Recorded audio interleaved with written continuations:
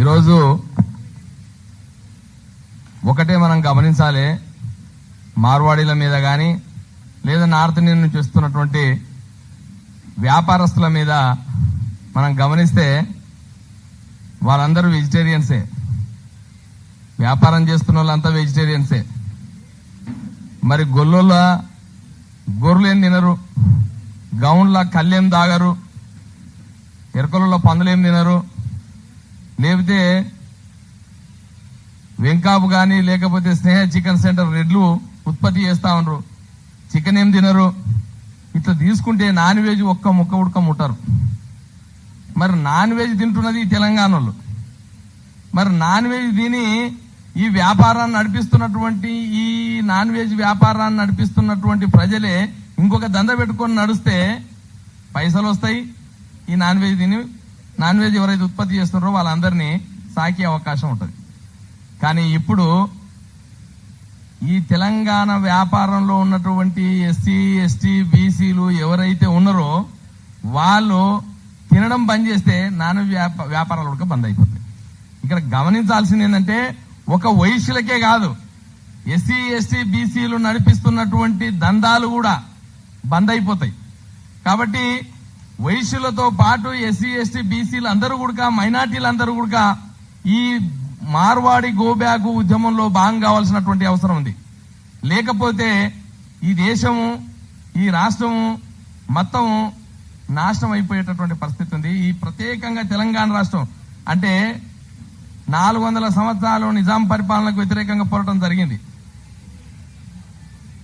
60 సంవత్సరాలు ఆంధ్రకు వ్యతిరేకంగా పోరాటం జరిగింది. మనం ఎందుకోసం త్యాగం చేసినాం? ఈ తెలంగాణలో ఉన్నటువంటి నిధులు, భూములు, ఉద్యోగాలు మనకు కావాలని. కానీ అవే పోతున్నాయి, నిధులు పోయినాయి మొత్తం. ఈరోజు మొత్తం తెలంగాణలో ఉన్నటువంటి ఐరన్ ఓవర్ మొత్తం పోయింది. ఎవరి చేతిలో ఉంది? ఐరన్ కంపెనీలన్నీ ఎవరి చేతిలో ఉన్నాయంటే మార్వాడీల చేతిలోనే ఉన్నాయి. ఐరన్ మనది, ఉత్పత్తి చేస్తున్న కంపెనీలన్నీ వాళ్ళవి. భూములు మనవి, కానీ ఇప్పుడు మొత్తం వాళ్ళ చేతిలో ఉన్నాయి. వ్యాపారాలన్నీ వాళ్ళ చేతిలో ఉన్నాయి, కొంటున్న వాళ్ళం మనం. కాబట్టి కొంటున్నాం అంటే ఉత్పత్తి ఉండాలి కదా, మనకు కూడా ఉండాలి కదా, పని ఉండాలి కదా. పని కూడా లేదు.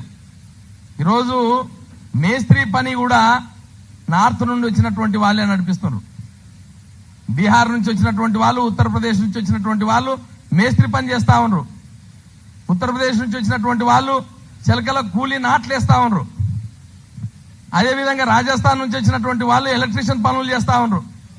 రాజస్థాన్ నుంచి వచ్చినటువంటి వాళ్ళు మార్బుల్స్ వేస్తా ఉన్నారు. అంటే మార్బుల్స్ వేసేటటువంటి తెలంగాణ కార్మికులంతా పోయినట్టే, మేస్త్రీలు పోయినట్టే. ఇండ్లు కట్టేటటువంటి మేస్త్రీలు ఉత్తరప్రదేశ్, బీహార్ వాళ్ళ దెబ్బకు పోయినట్టే. హోటల్లో పనిచేసేటటువంటి పరిస్థితి కూడా లేదు. హోటల్లో పనిచేసేటటువంటి వాళ్ళు కూడా బీహార్ నుంచి, నార్త్ నుంచి, రాజస్థాన్ నుంచి, ఛత్తీస్గఢ్ నుంచి, జార్ఖండ్ నుంచి వచ్చినటువంటి వాళ్ళు పనిచేస్తా ఉన్నారు. ఒడిశా నుంచి వచ్చినటువంటి వాళ్ళు పనిచేస్తా ఉన్నారు. అంటే చిప్పలు గడిగే పరిస్థితి కూడా మనకు, చిప్పలు గడిగే స్థితి కూడా, చిప్పలు గడిగేటటువంటి సీపర్ పని కూడా ఇచ్చేటటువంటి పరిస్థితి లేదు. ఈ విధంగా తీస్తే ఏ ఒక్క చోట కూడా లాస్ట్ కు బస్టాండ్లలో ఉండేటటువంటి ఏంది బాత్రూంలు 30 ఏళ్ల క్రితం తెలంగాణ వాళ్ళు ఉండేటోళ్ళు. కానీ ఈరోజు బీహార్ వాళ్ళు ఉన్నటువంటి పరిస్థితి, ఉత్తరప్రదేశ్ వాళ్ళు ఉన్నటువంటి పరిస్థితి, సఫాయి కార్మికులందరూ కథమైపోయినటువంటి పరిస్థితి.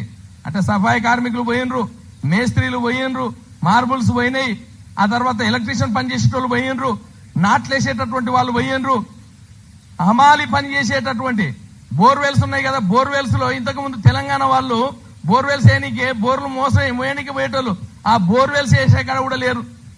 మిల్లులు ఉన్నాయి, మిల్లులలో పనిచేసేటటువంటి కార్మికులు కూడా మనోళ్ళు లేరు. ఇంతకు ముందు తెలంగాణ వాళ్ళు ఉండేటటువంటి వాళ్ళు లేరు. అసలు మడిగలు ఉన్నప్పుడు కిరాణా షాపులలో, కోమటోల షాపులలో ఎవరు ఉండేటోళ్ళు? ఒక కోమట అయిన షాపులో కూర్చునేటోడు బిల్లు మీద. లోపల పనిచేసేటోళ్ళంతా తెలంగాణ ఉండేటోళ్ళు. అంటే సామాన్ ఎవరు వచ్చినా కిరాణా సామాన్ అందించడానికి పనిచేసేటటువంటి వాళ్ళు ఉండేటటువంటి వాళ్ళు. ఇప్పుడు అందులో కూడా కిరాణా షాపులు బంద్ అవుతున్నాయి కాబట్టి మాల్స్ వస్తున్నాయి.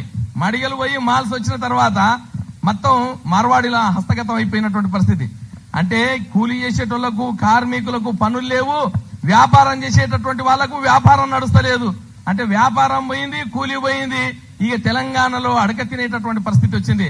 కాబట్టి ఈ రాష్ట్రంలో ఉండేటటువంటి ఎస్టీలు, బీసీలు, మైనార్టీలు, ఓసీలు, వెలుమ, రెడ్డి, కమ్మ, అదేవిధంగా వైశ్యాసు అందరూ కూడా మరో తెలంగాణ ఉద్యమం సాగినట్టుగా ఈ మార్వాడి గోబ్యాక్ ఉద్యమం కొనసాగాలని చెప్పి ఈ ఉద్యమంలో ముందుండి తెలంగాణ దళిత బహుజన రాజ్యాధికార సమాఖ్య తరఫున పోరాటం చేస్తామని చెప్పి మీ అందరికీ మరొకసారి విజ్ఞప్తి చేస్తూ ఇంతటితో ముగించుకుంటున్నాను.